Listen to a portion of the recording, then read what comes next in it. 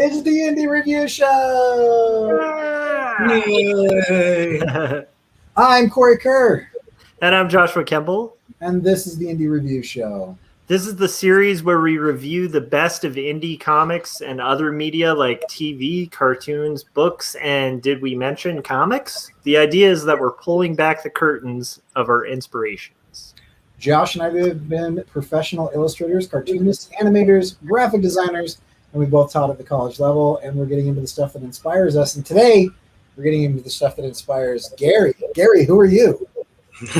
Who am I? My name is Gary Hodges. I'm an indie comic creator. I am the conceptual designer, writer, and artist behind D vs. M. It's a sci-fi horror comic series. I have 2 issues out. I have several more in the works. And if you want to check me out, I see my little link tree up there, which reminds me, I want to announce, just to sort of celebrate being on Indie Review Show, I'm having a coupon code on my Etsy shop, 25% off anything and everything. Oh, cool. When you're checking out, if you type in all one word, Indie Review Show, you'll get 25% off. It's a great deal. You can save a lot of money. So it's only going to be good for 48 hours. Oh, that is there are a all killer kinds deal. of reasons to watch this show, and now we have another Look reason. at that. It pays off to be a viewer. I love it. That's great. And those are books well worth having. Cool. So while we're at it, I guess that would be your plug, Gary. Do you want to just give people a little pitch line for Dinosaurs versus Mars bots real quick? We'll just throw this mask out. Yeah, so Dinosaurs versus Mars bots, it describes a highly classified war that took place between the 70s and the early 2000s between invading aliens, men in black, special forces troops, and yes, there are even some dinosaurs here and there. It's D versus M is Dinosaurs versus Mars bots. It is kind of a throwback to pulpy sci-fi, like the EC comics of maybe like the 60s. Scott Serklin once compared it once, or he made the analogy once that I've always really liked. He's like, if Quentin Tarantino did an X-Files, it would probably play out something like this. So that kind of gets you in the ballpark if you want to picture what it's like. It's very character-focused, very dialogue-focused, and I try to, in the midst of the very pulpy concept, I try to put in a lot of ideas, and I try to make it smart. It's definitely aimed at adults. It's graphic, it's fun, it's kind of silly, it's got some horror elements, and people seem to be liking it, so that's great. I love it. Okay, cool. And then Corey, where can everybody find your stuff? So you can find my stuff at coreykerr.com, and I specifically just released a video today that I am realizing is now still in black and white. But it's in color on YouTube. So if you want to see it in color on YouTube, go check that out. But I partnered with Wacom to do some looping animations and some tutorials on how I'm doing those looping animations. And so you can go check that out. And if you want to know where that is, you can just go to coreykerr.com/online, and that has links to YouTube and Instagram and everything else. So the actual looping animation will come out on Instagram probably in like 4 to 6 hours when I finish the sound. And then, but the tutorial is out now. I love How about it. you, Josh? All right, let me see here. So I got to do 2 things. I'm going to switch cams to this cam. Wait. That's what I was trying to do. There we go. Boom. Movie studio style. So in color, my graphic novel, 2 Stories.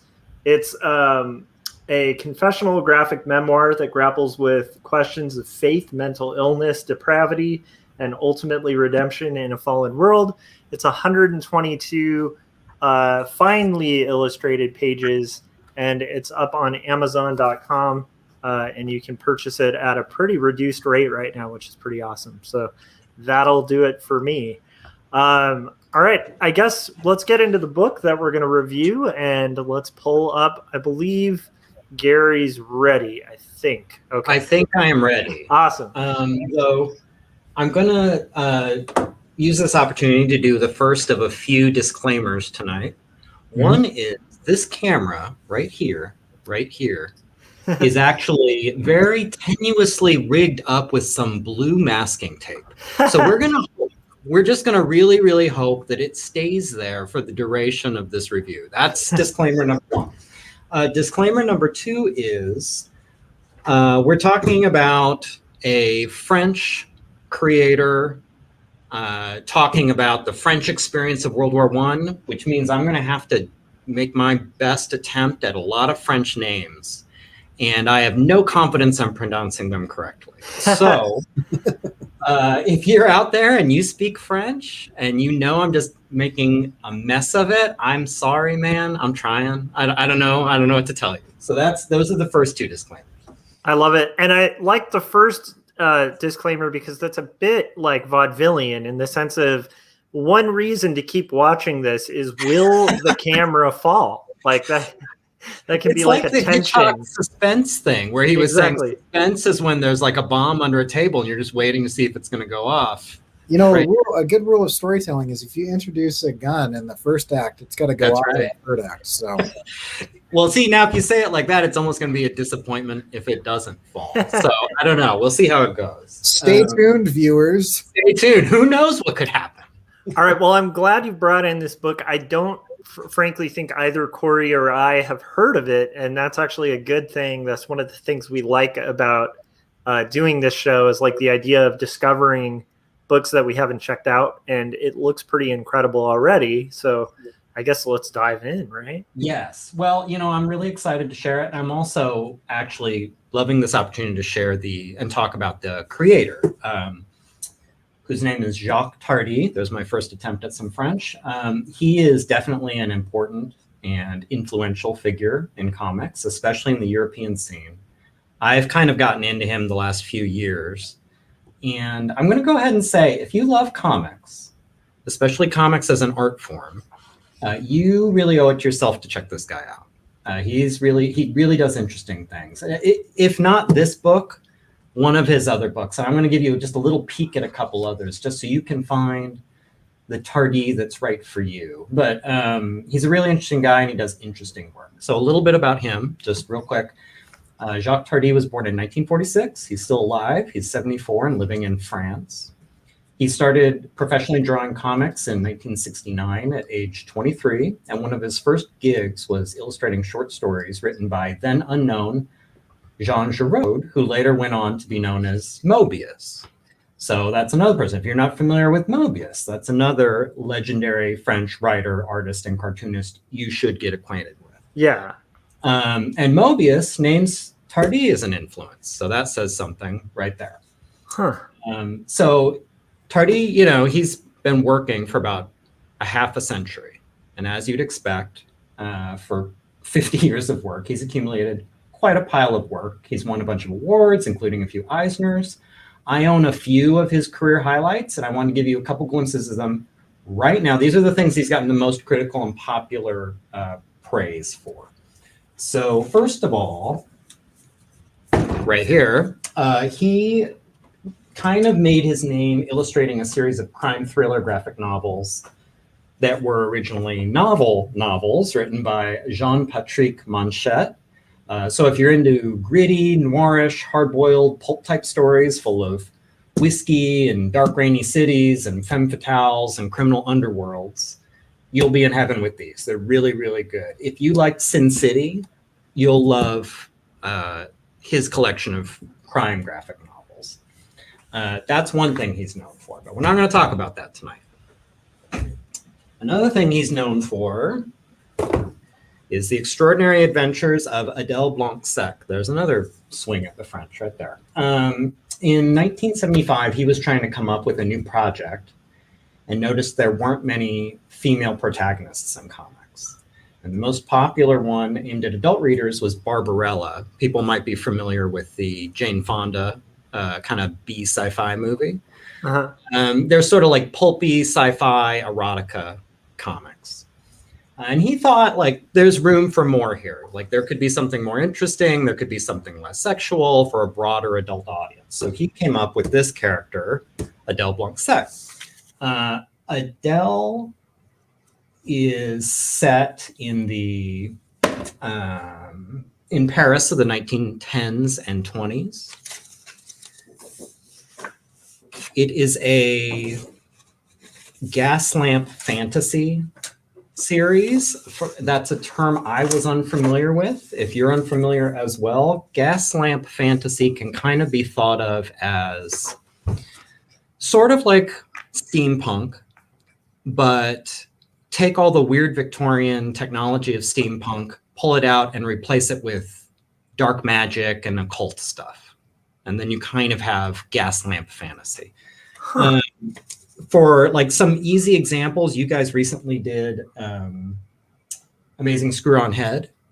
That could maybe be argued to be Gaslamp fantasy. League of Extraordinary Gentlemen, maybe. Some Lovecraft stuff. Like that would that gets you in the ballpark. It's that kind of thing. So just think less science, more like weird magic stuff. And then you have Gaslamp fantasy. The star of this series is Adele Blanc-Sec, right here. She is kind of a grumpy, funny private investigator, and she solves mysteries involving crazy things like dinosaurs loose in Paris and two-headed dwarves and mummies that have reanimated and demons and all sorts of crazy stuff like that. It's a little bit like Sherlock Holmes meets Hellboy meets League of Extraordinary Gentlemen. And if you're at home right now and you're saying like, hey, that combination kind of sounds like my fetish, well, then you should probably check this out. It's pretty fun. I get a huge Magnolia vibe from it. Let's see if there's like, especially this, like there's every once in a while I see a panel where it's like, that could be like a Hellboy or a Screw-On Head or something like that. Like there's something about it. It's a fun book. It's definitely worth reading. And it also, I like it as an example because it kind of shows how ahead of his time he is. Yeah. Especially like, we're still having a little bit of trouble, not a little bit, a lot of trouble with representation in comics today. He was doing this, saying like, hey, let's have more interesting female characters 46 years ago. Like I think that's pretty cool, pretty wild. Yeah. It's a legit series, and it also made him even more popular than his crime stuff. But we're not going to talk about that either. We are going to talk about It Was the War in the Trenches. Now, let me get situated here. You see all my crazy notes down here. Okay. Tardi, this is his best known work, his most famous work, most popular work probably, and maybe arguably his magnum opus. Like this is just a crazy, crazy achievement. It's a giant 2-volume set. It's hundreds of pages of stories from the front lines of World War I. I have to admit, I was not super familiar with World War I a few years ago. And if you can say the same thing, I would highly recommend Dan Carlin's podcast series called Hardcore History. He's got a multi-part series on World War I that is mind-blowing. Totally, totally amazing, totally fascinating.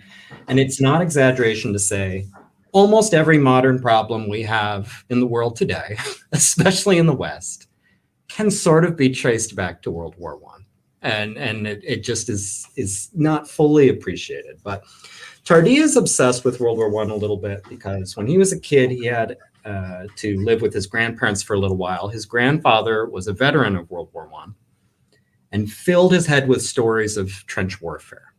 And it changed his life. Not just his outlook, his personal philosophy, his politics, but also his creative works. And it culminated with this. I'm not going to read this whole foreword, but I just want to read a blurb from it that I think will help you get a sense of what he's trying to do with this. He says, "It Was the War of the Trenches is not the work of a historian. This is not the history of the First World War told in comics form, but a non-chronological sequence of situations lived by men who have been jerked around and dragged through the mud, clearly unhappy to find themselves in this place, whose only wish is to stay alive for just one more hour, whose overarching desire is to return home. There are no heroes. There is no protagonist. In this awful collective adventure, he does adventure in quotes, nothing but a gigantic anonymous scream of agony. The only thing that interests me is man and his suffering, and it fills me with rage. This is our history. So you can tell this is not going to be like a fun war adventure book. This is talking about how horrible war can actually be. And that will be like my last disclaimer for the night. It's this heavy content. Like it's a dark book, it's a heavy book, and there's some violence, and there's also just a lot of really dark, cynical ideas. So if you feel like that might be triggering or upsetting or something, you have been warned. So I'm not going to go through this whole thing because it's like 100 pages. It's very dense. That would just sort of be impossible. What I'm going to do instead is pick out a few little bits just to go through that I think will give you a feel for the whole thing. And that's very easy with this because it's kind of broken into vignettes. It goes from like character to character to character, hops around during time, like sometimes it's 1917, sometimes it's 1914. It just gives you like little short stories about one particular soldier's experience in the war. So it kind of lends itself to like, we'll just hop around and look at a couple of those and give you a feel for it. And here we go. So how is that's pretty good, I guess. Yeah, you're right on target there. So I'm not going to read every single thing panel by panel, but just this first 2 pages. October 1917, you see this area being shelled of the war. In this caption, 3 blows have been struck, just like in the theater. The first came courtesy of a 15-pound mortar shell, the second of a 105-millimeter cannon discharging a 35-pound projectile, and the third a 400-millimeter one. Weight of the resulting missile, 2,000 pounds. The day begins with the artillery shooting off ton after ton of explosives. The muzzles of the cannons turn red hot, and their servants go deaf. They are discharging weapons manufactured in the Ruhr by Krupp Enterprises in Germany, and the retort comes courtesy of arms manufactured in France. Calibers of these mechanical marvels grow larger and larger, the projectiles increasingly powerful. The enormous cannons set on rails are capable of sowing death as far as 10 miles away. Now, why is he spending all this time getting into these little like weird, G.I. Joe details of the cannons? Well, it all comes down to this panel right here. Ingenuity without end. It's an ongoing race on both sides to gain the upper hand in terms of firepower and to benefit industry, thriving as it does in this time of war. That is just a recurring theme throughout this book. And it's an appropriate one, I think, for World War I. One interesting things about World War I, to me, is it's kind of the first war of the industrial age. Only a few decades before, it was still muskets and people with swords on horseback. Yep.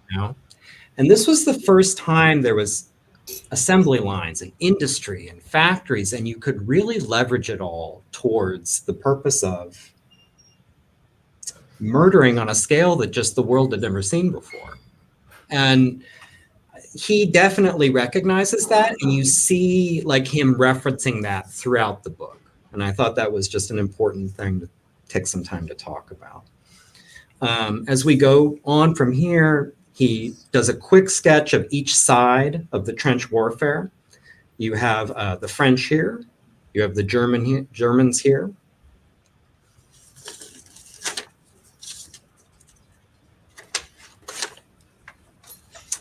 He gives you a quick explanation of what no man's land is. No man's land is this area between the two fronts, basically the two lines, where it's being shelled all the time, it's being gassed all the time, there are snipers watching it all the time, and there's just nothing there. It's just mud and bodies and barbed wire, and it's sort of where you go to die. He's kind of walking everyone through that. That page layout is just intensely beautiful, even though it's really grotesque. Like the themes that they're illustrating, it's just like, I'm really impressed by the control he has over black and white too, and just composition. It's really impressive. It really is. And, you know, one thing I was thinking about it, I find it's a little difficult to, in my opinion, draw something disgusting and messy and dirty beautifully, you know, and not make it beautiful. And like, and so like to draw it well, to draw it carefully, to draw it thoughtfully, and not sanitize it or make it look cool, you know? Yeah. And like, this is something he manages to balance, where it's very well done and it still looks terrible.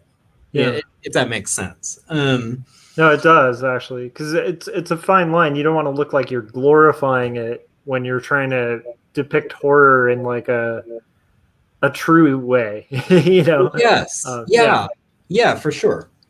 So down here in this panel, we see the corpse of a Frenchman kind of huddled near a wrecked plane. It says, in this image in the foreground, you can see the dead soldier, Private Binet. And now we're going to go on to Binet's story. We know where he ends up. This is Binet's end, but now we're going to get like basically how he got here. And this is kind of how the rest of this book goes. You'll just find a character and you'll follow them for a little while to their end. Sometimes it's a good end. Usually it's a bad one. You know, usually it's a terrible one or a horrific one or a sad one. But this is, I think, the only one in the book that I remember offhand where it kind of starts with like, here's this dead guy. Let's talk about him. So it explains that Binet is in the front line and he is nearby when this other guy, Fauchot, is sent to go and recon basically a shell crater near a ruined old barn for reasons, whatever, for war, you know, like because that's his orders. So Fauchot, like he takes a bag of grenades and he heads out. He kind of creeps across no man's land. He just gets just out of sight and they never hear anything more from him. They don't know if he made it or not. They don't know anything. And Binet is sort of obsessed with this. He begins obsessing. He continues, but he begins obsessing like he's just waiting. He waits up all night to see if he hears anything from Fauchot. Is Fauchot going to come back? Is there any indication Fauchot's even still alive? Waits all night. He doesn't sleep. The next day, they're getting rotated out. They're going to march back to a local village to sleep for a day or two before they go back to the front lines. You see him go back to this friendly village with the rest of the soldiers. And it's talking about how there's tension between the soldiers and the local police. And he even relates a story about how they got into an argument with some policemen the last time they were there. And some of the soldiers just hanged one of the policemen, like in this kind of just mob thing. And Binet, we get this first glimpse of what kind of guy Binet is. It says, Binet wasn't opposed to the notion of hanging them. In fact, he was all for it. Like he's kind of a nasty character, and we're going to see a little bit more of that as it goes on. So they bed down in like a little shack someplace. They're sleeping on straw and things. The officers have better lodgings and they're sleeping on like beds and things. That's another thing that they do a lot throughout this book is like the officers are a little removed from the realities of the war, but the soldiers themselves are having a really, really tough time. So in this panel, he's talking about what it's like to be in this little shelter with all these other soldiers and just the smell of it and how awful it is, just the smell of all these other men holed up. And he goes and he breaks down of all these men, there are 3 basic types. And right here he says, there were the nice guys, always trying to be helpful, resourceful, put on artists, kiss asses, morons whose stupidity was almost touching, men brimming with goodwill, lifelong idiots. So, okay, he doesn't like the nice guys. Maybe let's see what are the other type. The other type is, as everyone else, there was the intolerable pain in the ass, the know-it-all, the Parisian, and perhaps worst of all, the instructor intoning his lesson, believing himself to be in this classroom, the pedagogue lording it over the others. Okay, maybe he likes this last group, we'll see. There are also the quiet ones, the kind Binet preferred. There were times when it was almost unbearable and Binet loathed them all as one. He was sorely lacking in team spirit. So Binet is kind of just fed up with everybody. Like he's really, really burned out. And while he's thinking about these people he's living with, he kind of remembers the apartment he used to live in before the war. And he lists all the people he shared the building with. And how much he hated all of them too. Like he's talking about, like, there's the butcher he would get stuck in small talk with that he didn't want to talk to. There was a family that lived nearby that the whole family smelled because of whatever food they ate. There was another family that had obnoxious, loud kids. There was a gossipy old widow that he couldn't stand. Upstairs, there was a neighbor who got up early and was like stomping around, on the floor, and it would wake him up. And he fantasizes about killing her. Like, so he said, now I want to read these two panels. He loathed the residents of the building. As far as he was concerned, cities were composed of similar buildings, and France was made up of cities. And of course, there was also the rural population, about which the less said, the better. That was his country. That was what Binet was forced to fight for, these people. He would have been in the trenches on the other side if he had been born slightly more east. It was a matter of pure chance that he happened to belong to this particular nation. There was really no reason whatsoever to die for any country, no matter which one. That was how Binet felt about it. This, to put it lightly, Binet is disillusioned, and he's becoming misanthropic. Like, he just absolutely just is detesting all people. He doesn't want anything to do with his situation. Sorry, can I also just highlight the beauty of that period accurate city shot? I know. This art is really incredible, and the layout variation is great. It's kind of captivating, right? Yeah. And then, like, later you see some crowd scenes, like pre-war, where you see like civilians, and some of them are just really, really impressive. But wow. So it's talking about his next morning. He's eating. A boy from the village comes up and talks to him a little bit. He doesn't really want to talk to him because he's Binet. He doesn't want to talk to anybody. They watch two planes dogfighting for a little while. Until one shoots the other one down. He talks about how he catches a glimpse of a military tribunal that's set up in a schoolhouse. There is a Corsican who was probably forcibly drafted. He doesn't speak French. He was given an order and he didn't understand it because it was in French, so he didn't carry it out. And so now he's being shot for disobeying. So he was executed at the side of the schoolhouse. And they make the point of, they make the newcomers in the front do the executions. So it's just, I mean, this is understatement of the year. It's a bad scene. Like, this is just terror. Like, the world is fraying. He works his way back to the front. They rotated back. Still no word on Fouchot, the guy who went out to the crater. That night, he has a nightmare. He dreams about the shell crater that Fouchot went to. He pictures bodies and his own grave marker. And so he wakes up and he goes and he finds the guy on post, the guy watching on guard duty, and offers to relieve him. And this guy's happy to do it because it's raining, it's dark, he's cold, and he's like, sure, if you want to. But Binet isn't going to watch.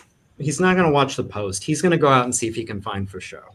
So he works his way out to the line, the no man's land. And he's, this is incredibly dangerous. And I don't know, I was really taken by this idea because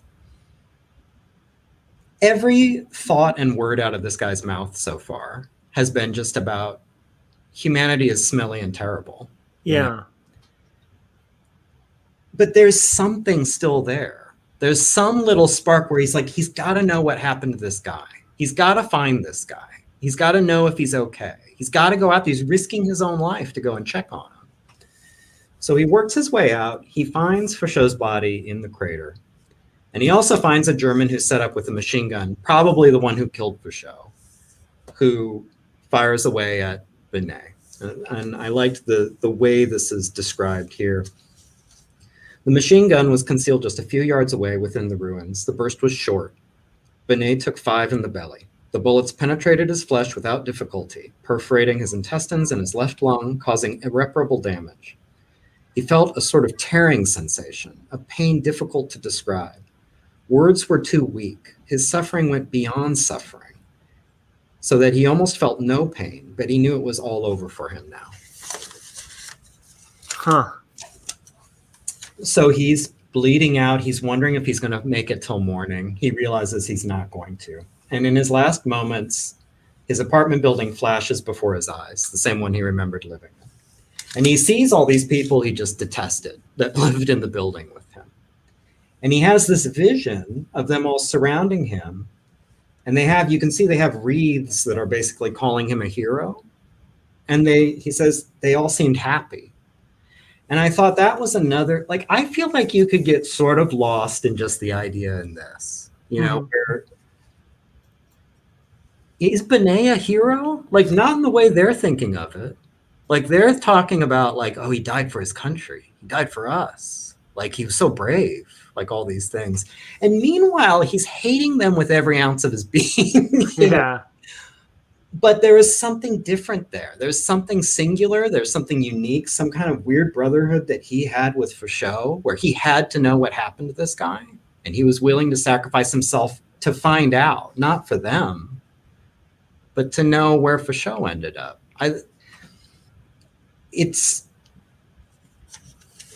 I think, just kind of a perfect little Tardi World War I story.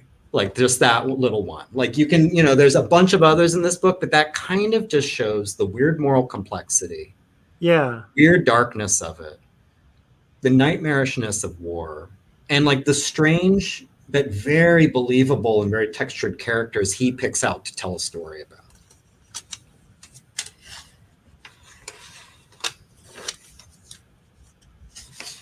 Okay, where are we on time? You're good. You've got quite a bit. Yeah. Good. Okay, cool. So like I say, he'll go from person to person to person throughout this book. But once in a while, he'll throw in just a little side thing, a little interlude that might be a couple pages or even a couple panels. Like, just, it's not a full story. It's not even a fragment of a story. It's just like a texture thing. It's just like a feel of something. I don't know where these ideas came from. I don't know if they were just weird little fever dream ideas of his. It's like, I'm just going to put this in as just like a few panels. But like, this page is it's just talking about the look of the battlefield. And it's making this observation here, how the shells keep falling. They unearth the dead who sometimes were tossed into the tattered trees and dangled there, mockingly enacting the future of those yet living. And there's this kind of awful silhouette of just a corpse hanging in a tree. And that's all that is. Like, it doesn't, like, the next thing is something totally different. It has nothing to do with that. This was a page it's showing two sides. It's, again, this is the whole thing, the whole little tiny mini story. You have a German on one side who's talking about how he was on guard duty and he saw a Frenchman crawling toward his trench. And he kept sitting there hoping the Frenchman would go in a different direction or turn around. But it finally got to the point where he was just getting too close and he shot him. And he didn't want to, but he felt like I had no choice. And then you switch to this guy, a Frenchman, who is actually friends with the guy who got shot. And he listened to his friend scream all night while he was dying until he died at dawn, this guy. And he says right here, how when the guy was dying, he howled all night, he cursed me, he cursed the army, he cursed his mother. I have but one hope now. And I think in any other comic, you'd say like, oh, now I get it. He wants to kill the German and this is how war goes on. Like, yeah, I get it. But that's not at all. His conclusion is I have but one hope now, that I'll get killed in turn. Again, it's this bleak, dark, like, oh man, like this is it. And something that you just don't usually see in these stories. Yeah, definitely not doing a lot of black and white, simple characters, like much richer and more complex. That's very cool. Yeah. So I wanted to go through, we're gonna just breeze through some panels. The art is already kind of making me want to purchase the book on its own. It's just beautiful. Like as much, again, like we were talking about before, as much as a grimy, terrible, nightmarish, hellscape story is, it's just kind of remarkable, the art. And I wanted to call out one thing. this is kind of part one of Tardi's handling of death, violence, and corpses, which is something I did want to mention. It's something I think about a lot,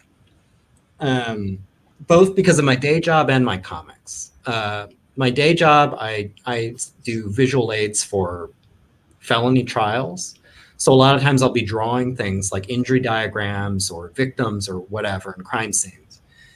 In my comic, it's a crazy sci-fi. There's people getting mauled by dinosaurs. There's people getting shot. Like there's, the kind of violence you'd expect in a comic like that. And it makes me think a lot about like, how do you draw violence and what are you trying to do with it? Mm-hmm. There's lots of ways to do it. You can make it really entertaining and fun and cool, or you can make it really realistic, which should not be entertaining and should not be fun and should not be cool. It should be unsettling. It should be sad. It should be disturbing. It should be kind of you should have a little existential crisis look, like, ugh, like there should be some revulsion. Mm-hmm. I think Tardi nails it so well for the stories he's telling.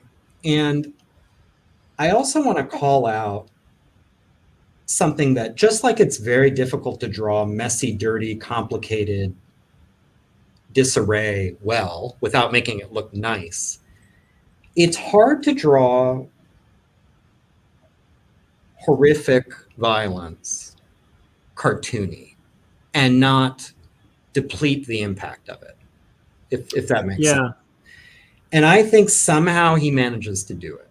Like this does not look like a photograph, and yet it makes me wonder if he was looking at a photograph. There's just something about it that just reads as real in a sad way. You know? But it is a little cartoony and stylized, and it's 3-color. We got white, black, and halftone. And yet it works. I don't know. I just feel like, as someone who, like I said, who thinks about how to depict violence, I'm just very impressed with what he's able to do with a fairly confined palette. And he has a very kind of Marcos Matteau, the guy who did Framed Ink, vibe. Like if you look at that middle panel on the left, there's an incredible amount of kind of multiplaning going on and leading lines. And it's interesting. It's interesting that the foreground and the background are both the same value. And then you have, even though there's only 3 values, you get the impression of a bunch of different values in between those in layers. And you can see it, you can feel the different obstacles in between. Plus you have the leading lines and the kind of circular framing at the bottom of that curvature of that edge, and then the leading lines of kind of the broken shrapnel of the kind of, I would assume those are pieces of wood or something, that are kind of leading in. And then that's juxtaposed with the chaos of an explosion on the right and the kind of still nature of like vertical posts on the left. Like there's both the organization and the destruction of the organization, and then leading into that and having it all kind of framed in this kind of like circular nature gives it this idea of like, this is just kind of like a continual cycle of like destruction to, people trying to organize things in the midst of destroying them. Right.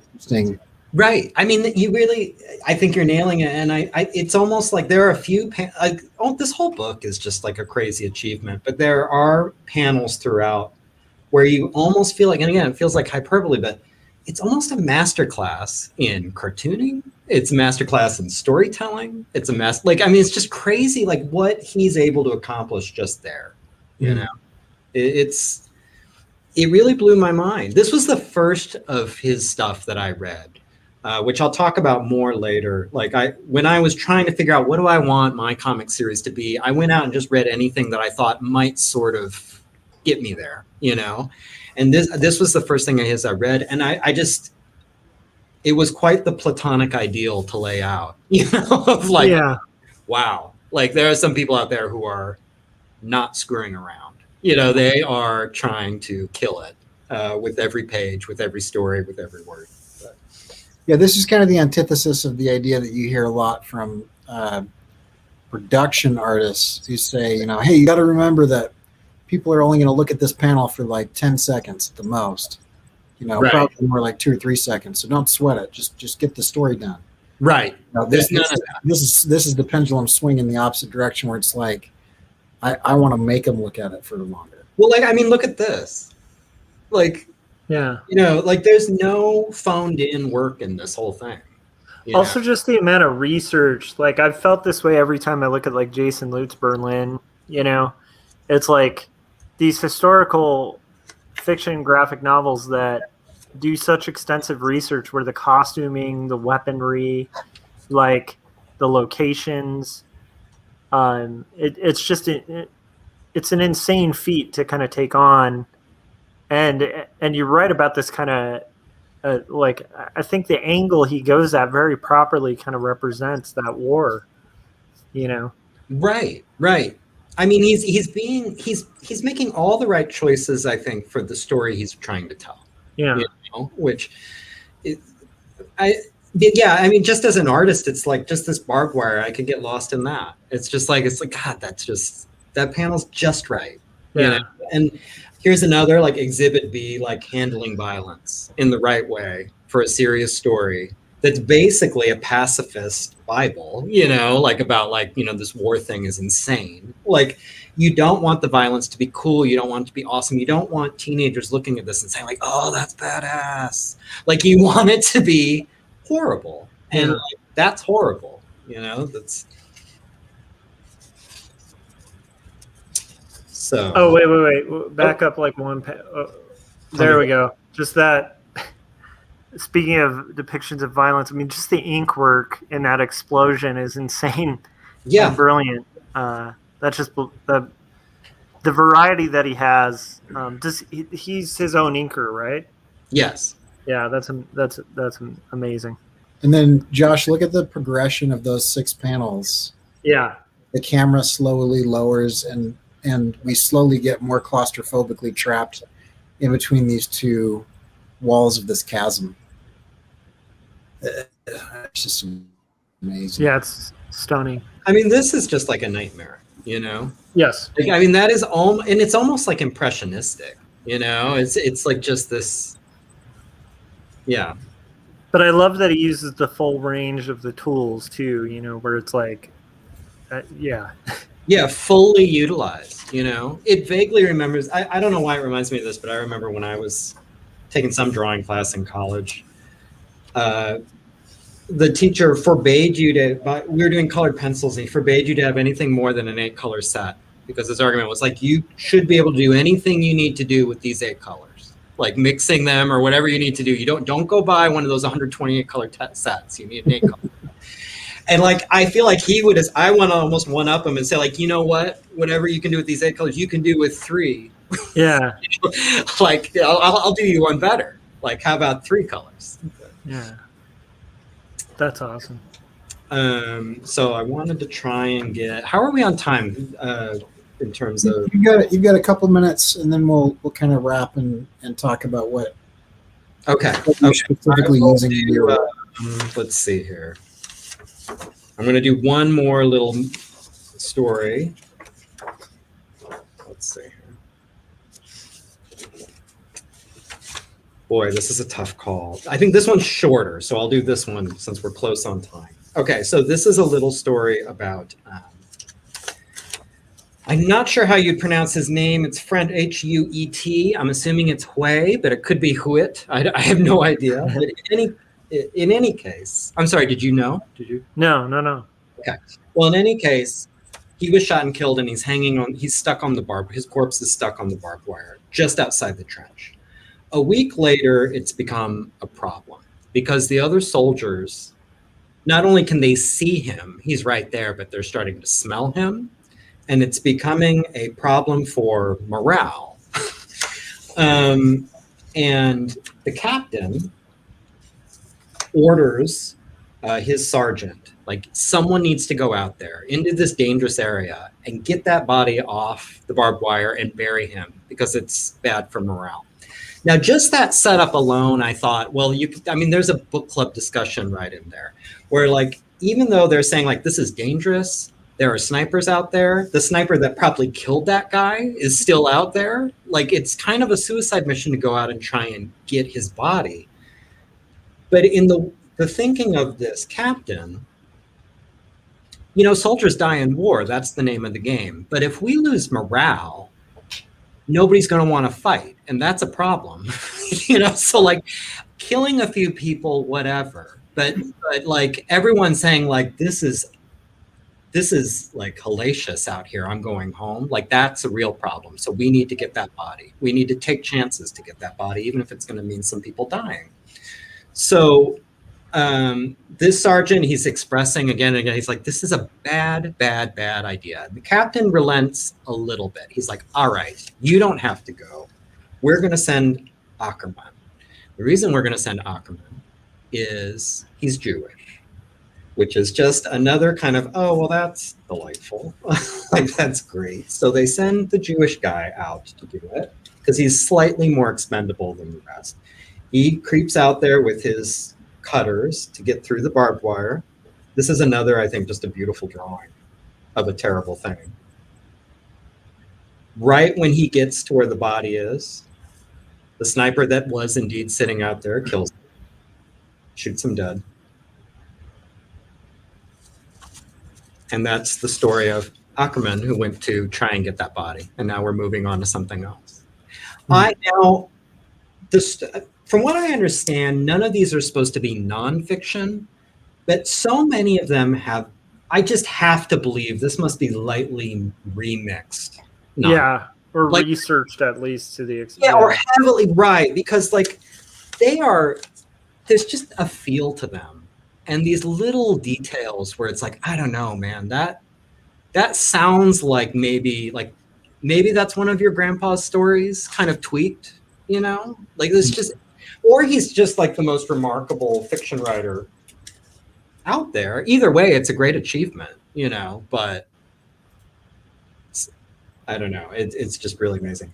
And then last thought, this was the last thing I was going to talk about, but I'm not, because it's a little bit of a long story, but check out this foliage. Like, after all the No Man's Land stuff, like, if this doesn't give you the impression of a thick wooded area, I mean, I'm just so impressed with the drawing here. Yeah. So I'm just we'll just do some previews. I'm not going to talk about anymore. Wow.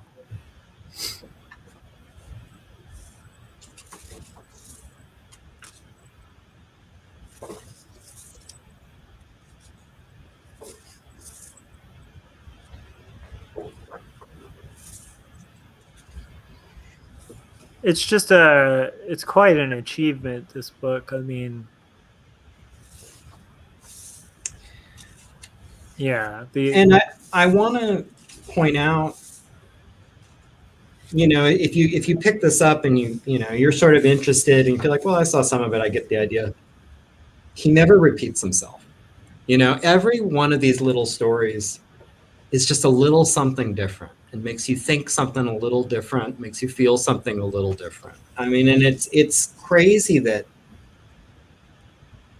he was able to do hundreds of pages of this, and it's all just equally effective, all powerful, all kind of shocking. And again, makes you feel and think and see things that you just usually don't see in comics,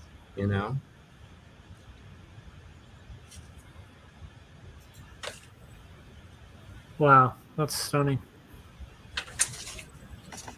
So just so you know, that's the first volume. The second volume, much of it is actually in color. And to be honest, like it's also great, but I'm a black and white nerd, like I just love black and white. So like it's very cool, and it's just like the stories are just as good. And if you prefer color, like if for some reason you're bummed out, like, oh, I don't know, I kind of like color, well then like you'll probably like volume 2 more. I always kind of preferred volume 1 because I just love black and white. He still once in a while goes into these sort of monotones, but there's definitely splashes of color here and there. Yeah. Wow.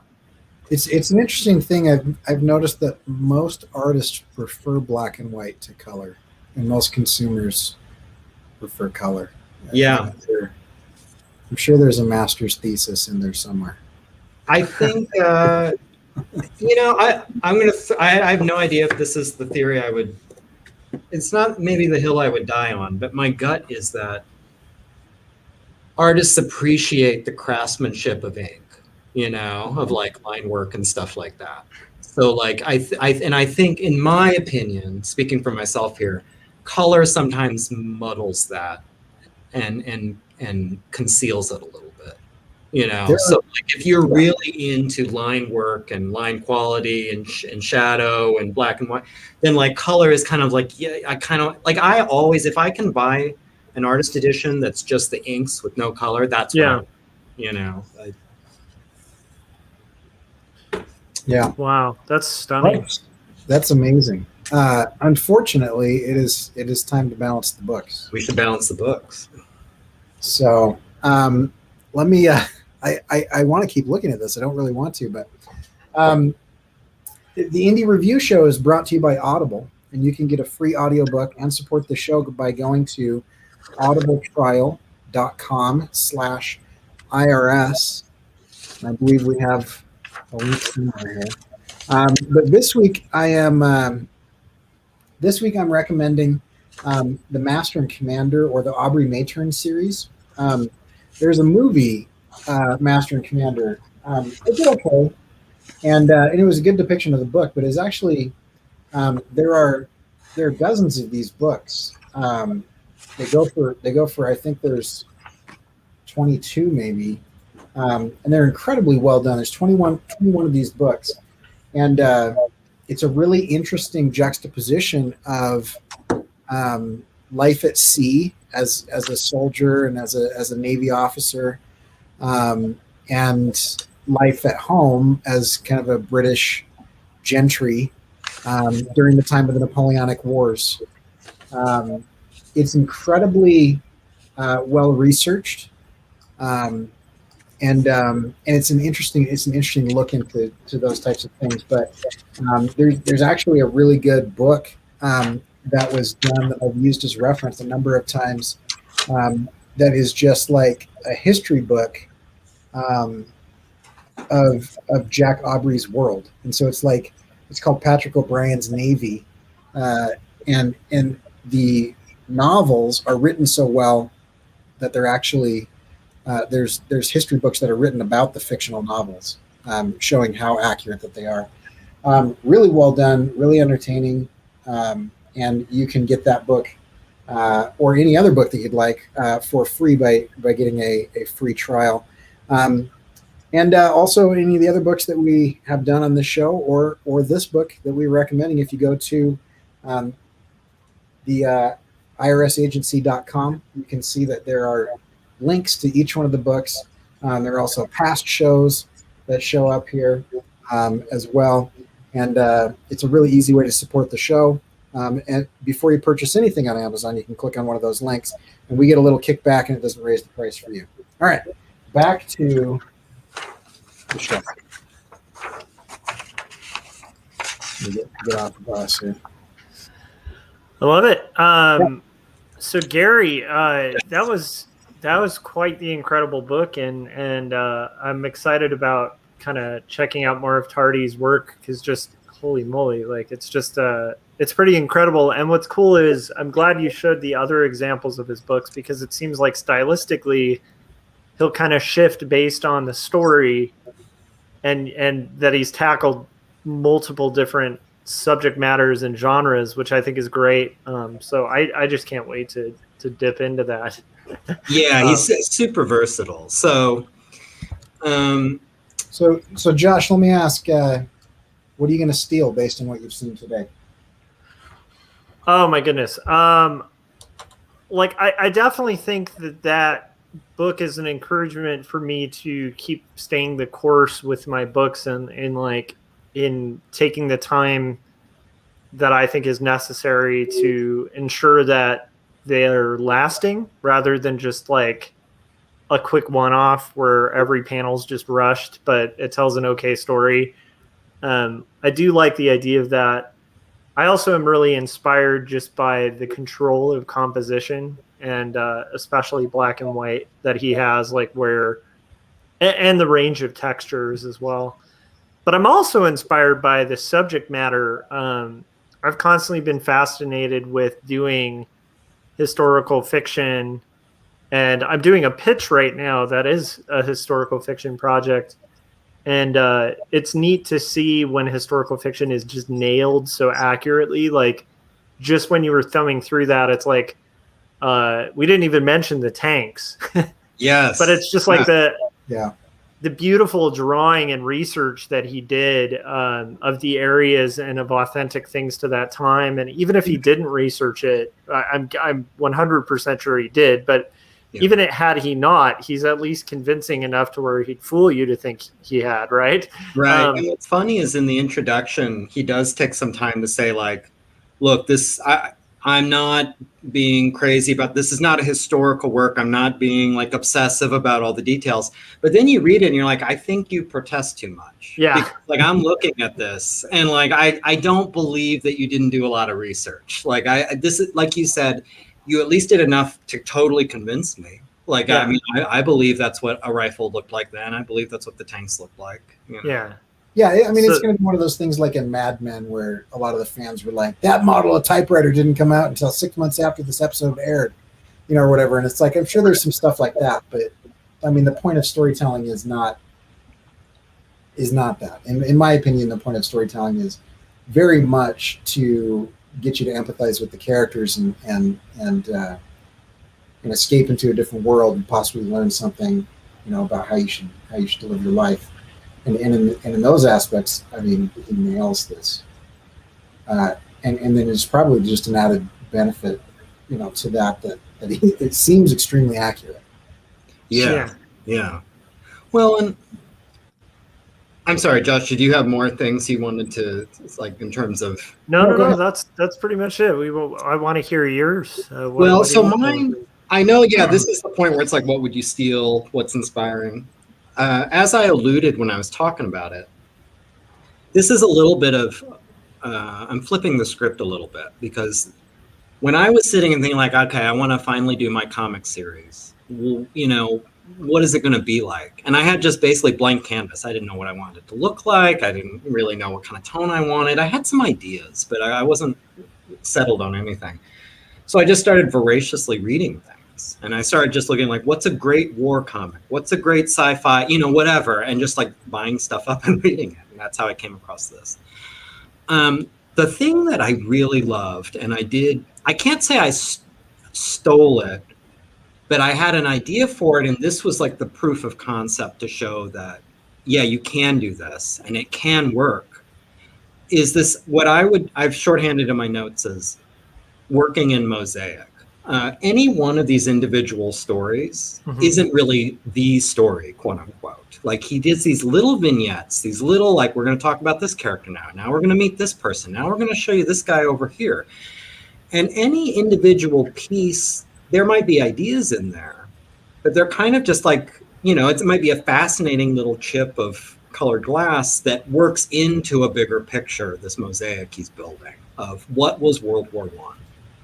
And I was really taken as like, wow, like if I was looking for like, can you tell a story through like POV characters that don't have the full thing? Can you like hop around? Can you say like, well, let's meet this person now. Now let's meet this person. And by the end, you're like, all right, now I think I have an appreciation of the whole elephant. Like, this was a great example. So it kind of emboldened. One thing I did steal was the idea that I took time to stop with in the first few pages, this idea that human ingenuity is kind of most fully utilized if it's for profit or for war or ideally both. And that's something that if you're reading the D versus M series, you're not getting a lot of yet, but there's like hints of it. And as it goes on, that it's not going to be like the theme, but it's going to be a theme throughout. Like this idea that like in this weird sci-fi battle, the humans are really starting to get on their A game because they're motivated because they're in a war, you know? And like, so they're doing these amazing technological breakthroughs because, you know, it's in the interest of warfare. Tardi is absolutely, like, he hits that note over and over and over again throughout this. Like I said, I'm not going to be as overt in mine. It's not really the main thing I want to talk about, but it's something where it's absolutely going to be woven in its DNA. Like that was something where it's like that would apply to what I'm doing, and I'm ripping that off. Yeah. And then the final thing, and this was something I was kind of, it's a thought I've been chewing on for a little while, and I thought other creators out there, it might be useful to them. It kind of helped me find D versus M by contrast.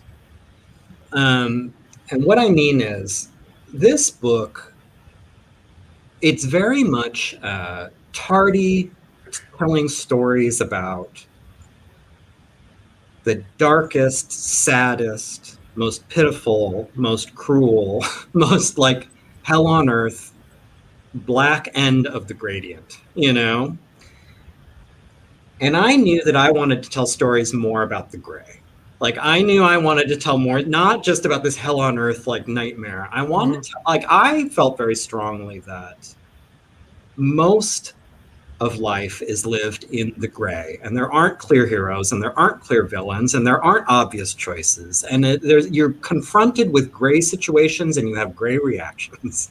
And I was like, I want to tell sort of stories about that. And if you've been a reader of D versus M, you'll know like that. If that's one thing you could sort of say about all the things we're seeing in there, it's like there's this weird ambiguity, and it's a little risky maybe from a storytelling perspective. There's that risk that people are going to come away from some of the comics and say like, that was frustrating because I don't know what you're trying to say.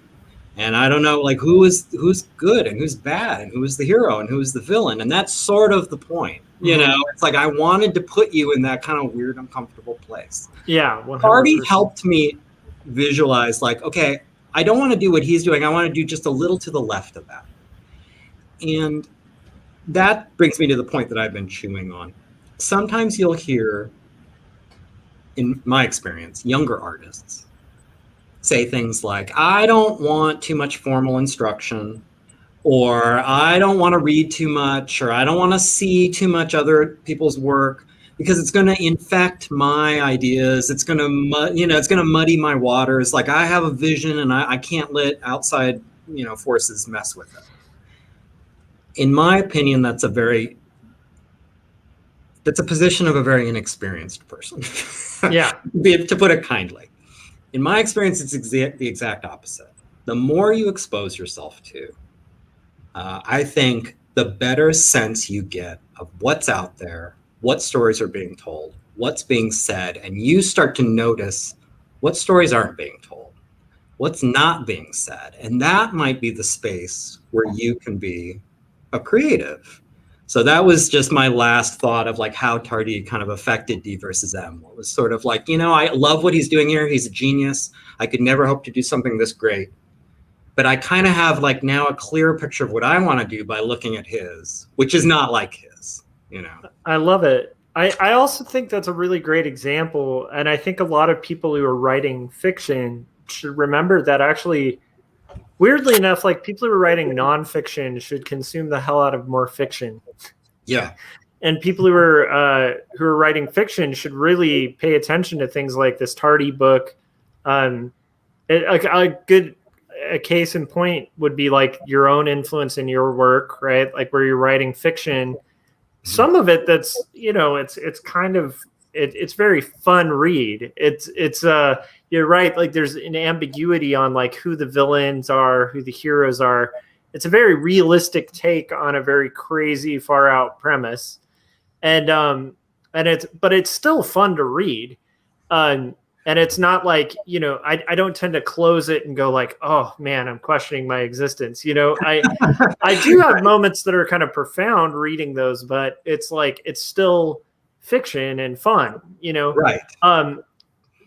but people kind of like can miss the forest for the trees there, where like they can kind of assume because they're only working in the realm of fiction to only pay attention to fiction, and then they miss out on those brilliant moments like George Lucas watching dogfights, like video of dogfights like from World War II, and going, that's how my spaceships should fight.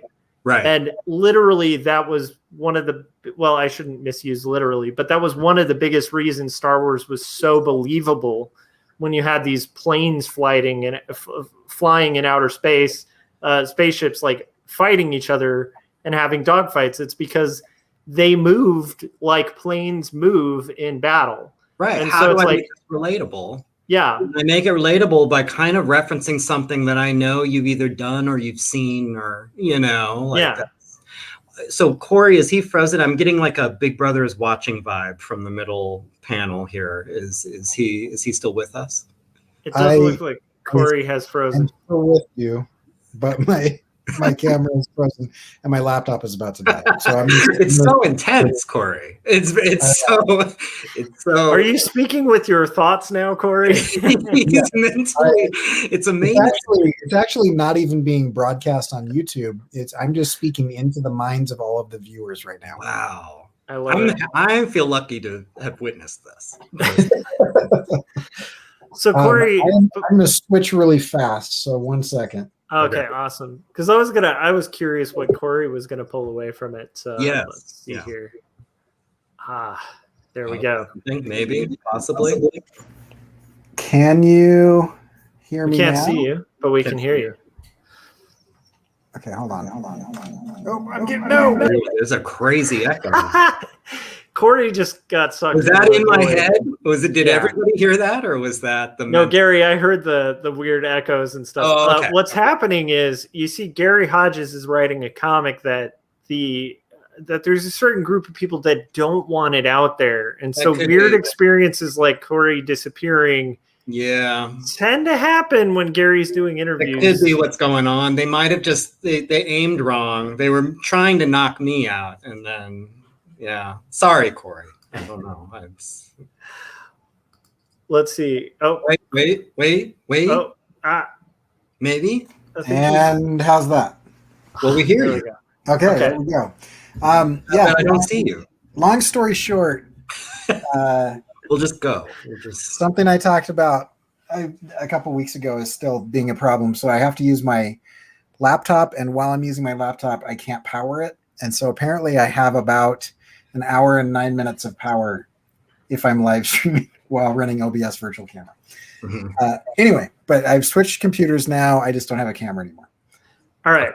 So Corey, I think before we wrap it and stuff, I'm curious, like what you think you can pull from this, because I think you're the last of us who hasn't talked. So yeah, I'm specifically, I think I would look at composition and value change. There's a fascinating thing that I've been studying for the past couple years. I started it during my master's as I was looking at some comic book artists. Gary mentioned Mignola, who is a master of this. Mignola does this interesting thing where if there's a highlight on the subject, there'll be a shadow behind that subject in that area.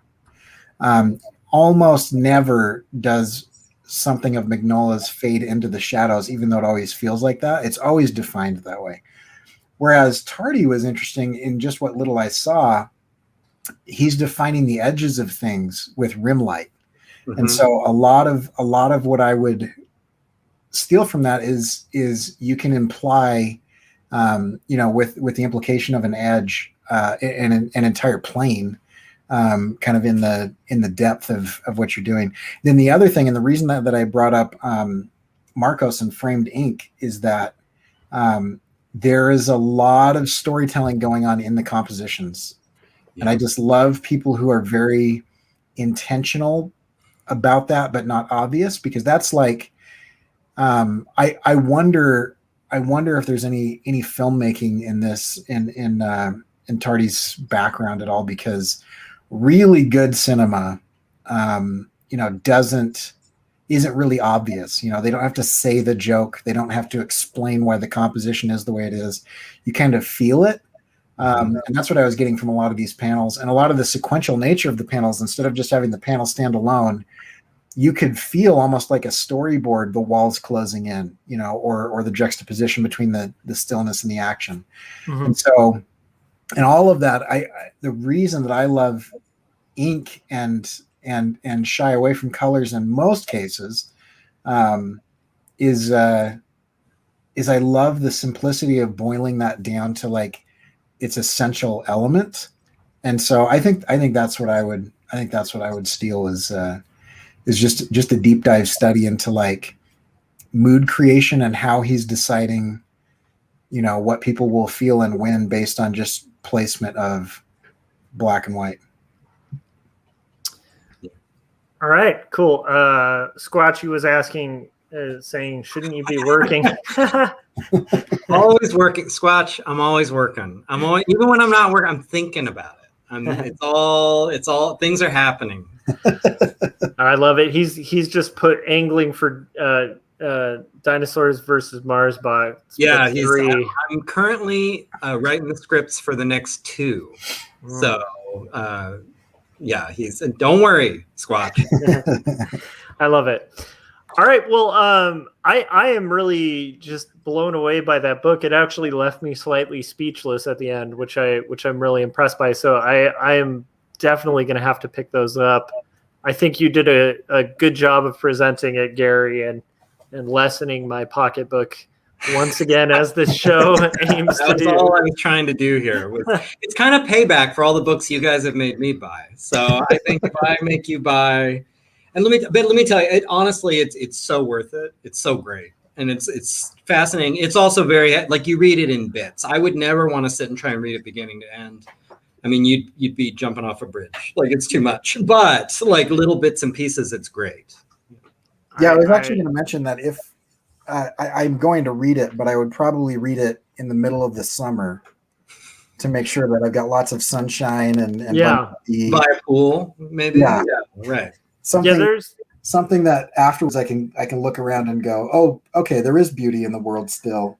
Yeah, there are certain books that take a while to digest. I mean, like Mouse is a one of those books that I always try to reread every once in a while because it's brilliant. But if I'm going to reread Mouse, I need to map out like a good 2 or 3 months so that I can take like a chapter and then take a week off. It's just so heavy. So I think there are some books that just require a little more time or patience with it.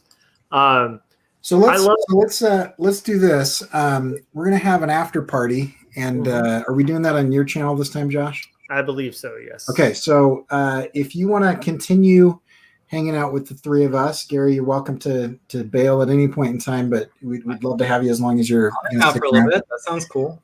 We'll have this after party, and we're going to kind of talk about this and whatever else. But in the meantime, Josh, where can we find your stuff?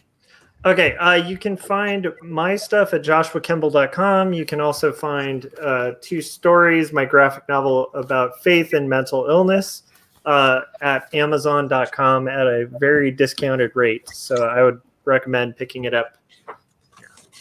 Oh, and next week, by the way, I just wanted to mention we're going to be doing East of West by Nick Dragata and Jonathan Hickman. That's Corey's pick for next week. So make sure you guys tune in as well then. I just really like that you guys bring these really deep intellectual things where we're like diving into like whether or not humans should exist because we're just constantly bent on destruction. And the book I'm bringing next week is like, what if Death fell in love with the Emperor's daughter and the other 3 horsemen were trying to kill Death and Death was trying to save the world from the apocalypse? That's the book I'm bringing. So I kind of love it though, because that'll be a good entry point to like the week after that. We'll be doing Black Hole by Charles Burns, which is just basically like a fantasy written by somebody who hated high school of everybody at a high school dying in a plague. Right. Jeez.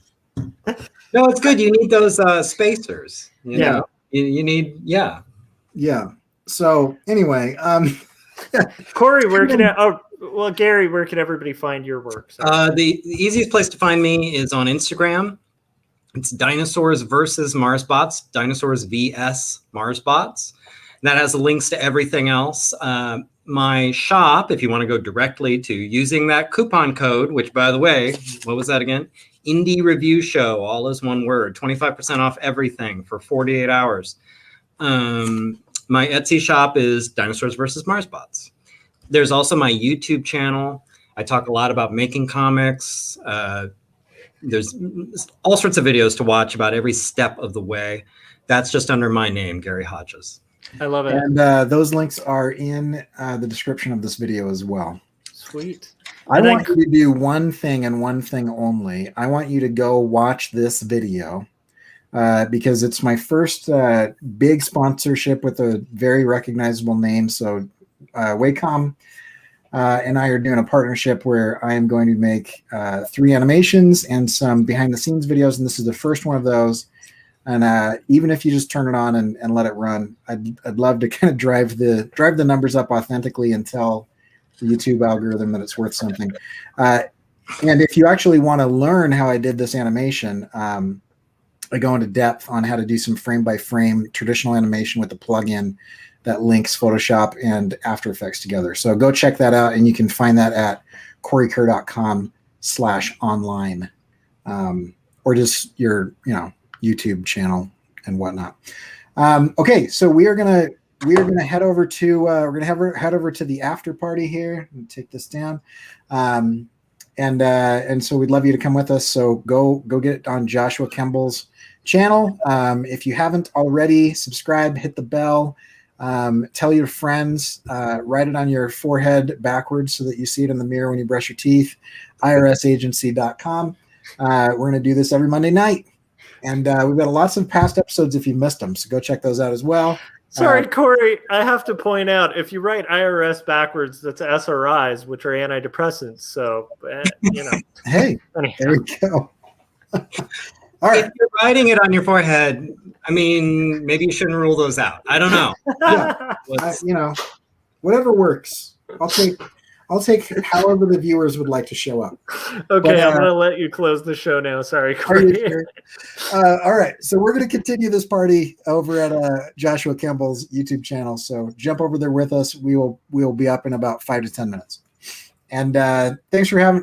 We'd love to have you again, Gary. Thanks for coming on. Thanks for having me on, guys. It was a lot of fun. And like I said, I was excited to show off a creator I'm sort of nuts about right now.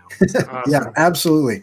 And if anybody else is kind of nuts about this book or any other books that we've done, you can go to irsagency.com and click on those links, and they'll take you to the Amazon page. Those are affiliate links, which means that the price does not go up for you, but they give us a little bit of a kickback, which kind of helps us keep the lights on. Obviously, I need to do some work with some equipment. So go buy some books. And we will catch you guys next week, or hopefully in a couple minutes on Josh's channel. All right. Bye.